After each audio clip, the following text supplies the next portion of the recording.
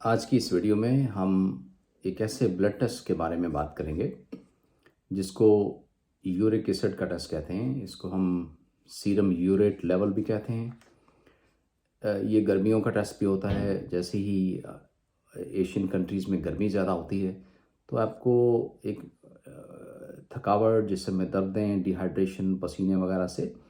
تو بہت ایک ٹرینڈ دیکھا گیا ہے کہ غیر ضروری طور پر لوگ جا کر یورک ایسڈ کا ٹیسٹ کروا لیتے ہیں۔ کچھ لیبارٹری کے اندر ایشوز ہوتے ہیں، کچھ نارمل رینج کے اندر کنفیوژن ہے کہ نارملی جو نارمل جسم کے اندر یورک ایسڈ کتنا ہوتا ہے، تو اس کو لے کر پھر وہ تھوڑا سا بھی لیول ہائی آ جاتا ہے تو وہ پیشنٹ کے دماغ میں یہ چیز بیٹھ جاتی ہے کہ ہائی یورک ایسڈ اس کے لیے مسئلہ بن گیا ہے اور یہ اس کو علامات دے رہا ہے، تھکاوٹ دے رہا ہے، ٹائرڈنس دے رہا ہے۔ سب سے پہلے تو یہ میں کلیئر کرتا چلوں کہ جب تک ڈاکٹر آپ کو ہائی یورک ایسڈ جس کی کامن وجہ گنٹھیا ہوتی ہے وہ نہ سسپیکٹ کرے، اس کو یہ نہ ہو کہ آپ کو وہ اس کی علامات ہیں، تب تک یہ ٹیسٹ خواہ میں کروانا جو ہے وہ کوئی اس کا پریکٹیکلی کوئی فائدہ نہیں ہوتا۔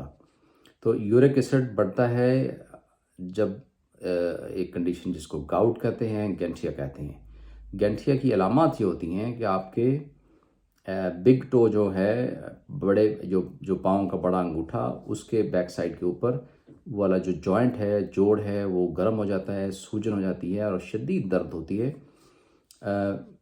گاؤٹ میں اصل میں ہوتا کیا ہے کہ جسم کے اندر پروٹین کا نارمل بریک ڈاؤن، جو جسم کے اندر تغیرات ہوتے رہتے ہیں، اس کے نتیجے میں یورک ایسڈ پیدا ہوتا ہے۔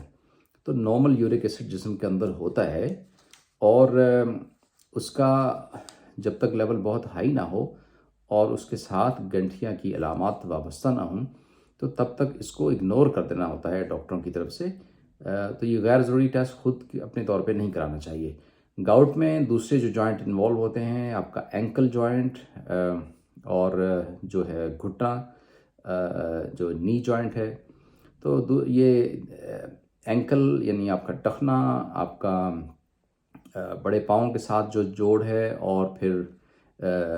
بڑے پاؤں کے انگوٹھے کے ساتھ اور جو نی جوائنٹ ہے، تو اور اس کے ساتھ جو دوسرے جوائنٹ ہیں وہ بہت کم انوالو ہوتے ہیں، جیسے ہاتھوں کے، ان کی جوڑوں کی دردوں کی اور بیماریاں ہوتی ہیں۔ ہائی یورک ایسڈ کی جو دوسری وجوہات ہیں وہ اگر آپ کو سیریس کڈنی کی ڈیزیز ہے، جس میں ڈاکٹر نے آپ کے کڈنی کے ٹیسٹ کیے ہیں اور آپ کو اس کو شک ہے کہ آپ کو ہائی یورک ایسڈ نہ ہو، مثال کے طور پر ہائی یورک ایسڈ کے ساتھ گردے میں پتھریوں کی بھی ایسوسیشن ہے، تو اس کنڈیشن میں وہ ڈاکٹر ہی سجیسٹ کرتا ہے۔ اور تیسری اہم وجہ جو کچھ کینسرز ہیں، مثلا لیوکیمیا ہے، لیمفوما ہے، اور جو لوگ اس کی کیمو تھراپی بھی ہوتے ہیں،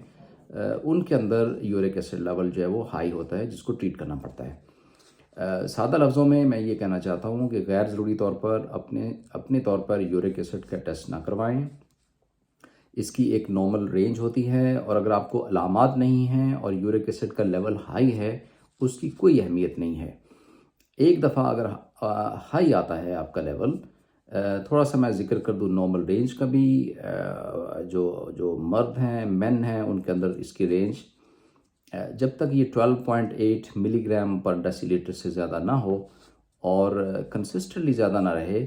تب تک اس کا علاج شروع کرنا جو ہے اس کی ضرورت نہیں ہوتی۔ اسی طرح خواتین میں اس کا لیول تھوڑا کم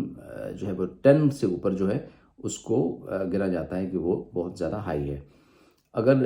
خواتین میں 10 سے زیادہ اور مردوں میں 12 سے زیادہ کو لمبے عرصے کے لیے چھوڑ دیا جائے تو پھر یہ کڈنیز کے سٹون اور یورک ایسڈ کے سٹون کر سکتا ہے۔ گاؤٹ کی جہاں تک تشخیص ہے گینٹھیا کی، اس کا ڈاکٹرز کے لیے تو یہ ہوتا ہے کہ جوائنٹ کے اندر جو پانی پڑ جاتا ہے اس کو اگر آپ نکال کے لیبارٹری میں چیک کریں تو جب تک اس کے اندر یورک ایسڈ کی کرسٹل نظر نہ آئیں تو تب تک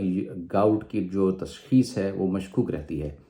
ایک اور بھی اہم بات یہ ہے کہ اگر آپ کو گاؤٹ کا اٹیک ہوا ہے تو اس کے دوران آپ کا یورک ایسڈ لیول نارمل آ سکتا ہے۔ دوسرے لفظوں میں یہ ایک عام آدمی کے لیے صرف یورک ایسڈ کا ٹیسٹ کروا کر اس کو انٹرپریٹ کرنا، اس کے مطابق جا کر میڈیکل سٹور سے دوائیاں جو ہے وہ لینا، وہ کسی طرح بھی فائدہ مند نہیں ہے۔ جو 10 سے نیچے کی جو رینج ہے، اگر متواتر 7 سے اوپر آ رہا ہے تو اس کی اور وجوہات ہیں۔ ڈی ہائیڈریشن ہے، اگر آپ کوئی بندہ بلڈ پریشر کی ٹیبلٹ پہ ہے، بلڈ پریشر کا شکار ہے۔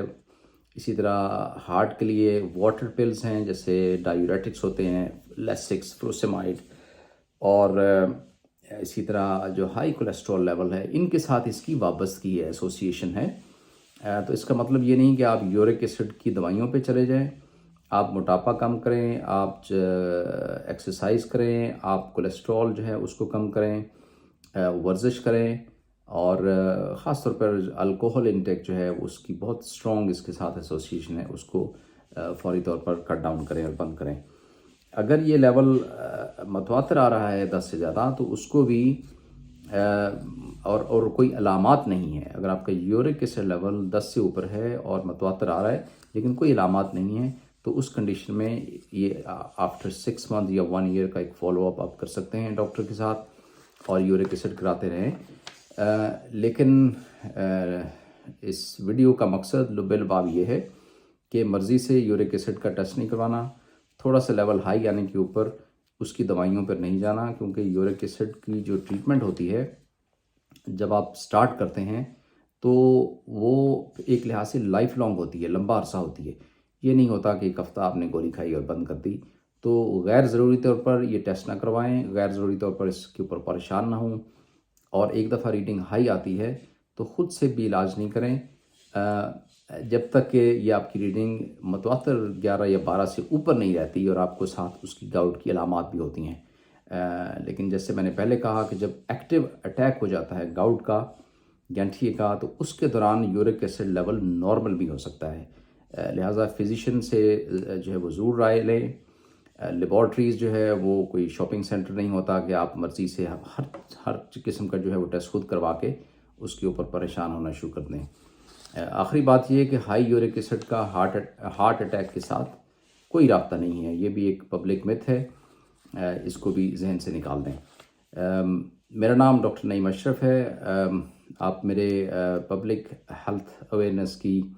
یوٹیوب سائٹ کے اوپر مزید ویڈیوز جو ہیں ان سے وہ آپ کی خدمت میں پیش ہوتی رہیں گی۔ آپ دوستوں نے سبسکرائب کیا ہوا ہے، بہت شکریہ، اور جس نے ابھی تک سبسکرائب نہیں کیا تو آپ چینل کو سبسکرائب کر سکتے ہیں۔ اگر آپ کو لگتا ہے کہ یہ کسی اور دوست کو ویڈیو فائدہ مند ہے، اس کو آپ فیس بک پہ یا واٹس ایپ کے اوپر فارورڈ کر سکتے ہیں۔ اپنا خیال رکھیے،